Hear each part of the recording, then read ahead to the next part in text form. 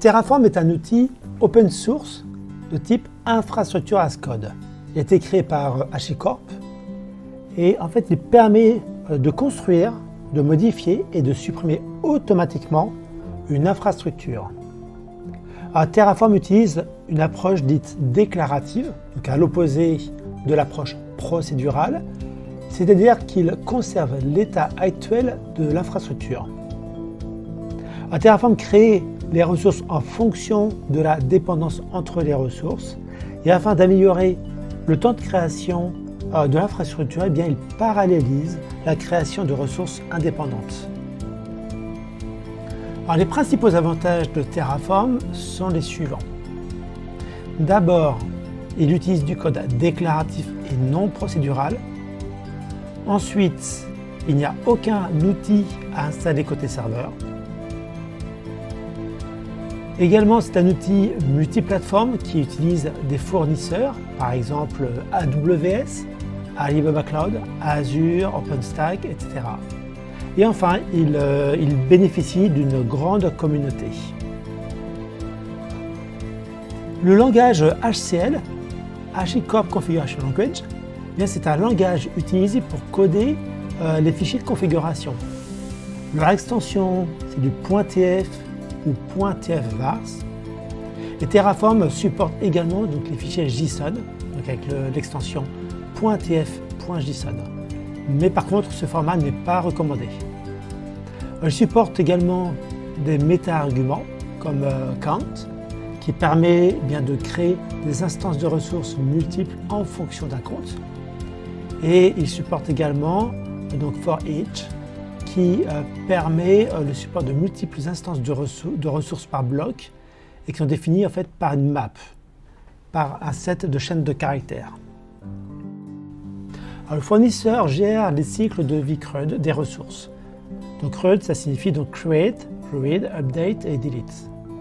Et la plupart des CSP, c'est-à-dire les Cloud Service Providers, et un certain nombre de logiciels comme Oracle et VMware, eh bien, ont également un fournisseur Terraform. Terraform stocke l'état de l'infrastructure par défaut dans le fichier local terraform.tfstate.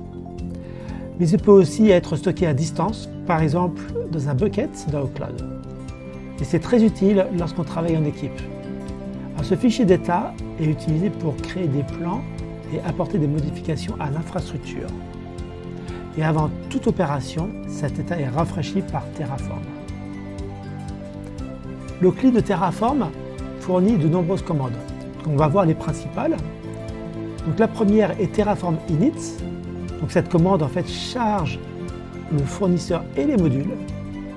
La seconde est Terraform plain et elle crée le plan d'exécution. La troisième est Terraform apply. Elle applique les changements.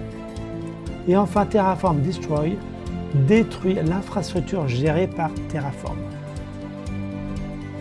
Alors, Terraform utilise plusieurs types de fichiers. Donc, on a les fichiers fournisseurs qui déclarent tout simplement le fournisseur à utiliser. On a les fichiers sources de données qui récupèrent les données et les ressources de l'infrastructure, comme les identifiants VPC. Et ça permet en fait d'éviter d'utiliser des valeurs codées en dur. Ensuite, on a les fichiers de variables, de local, qui déclarent tout simplement les variables d'entrée ou locales. Nous avons les fichiers de ressources qui contiennent des blocs de définition de ressources. Et chacun de ces blocs décrit des objets comme des VPC, des instances.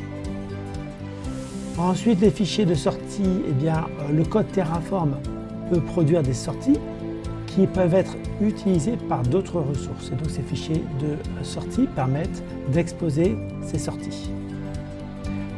Les fichiers de modules, ils permettent de créer des composants réutilisables. Ce sont des groupes de ressources en fait qui prennent des paramètres d'entrée et retournent des sorties.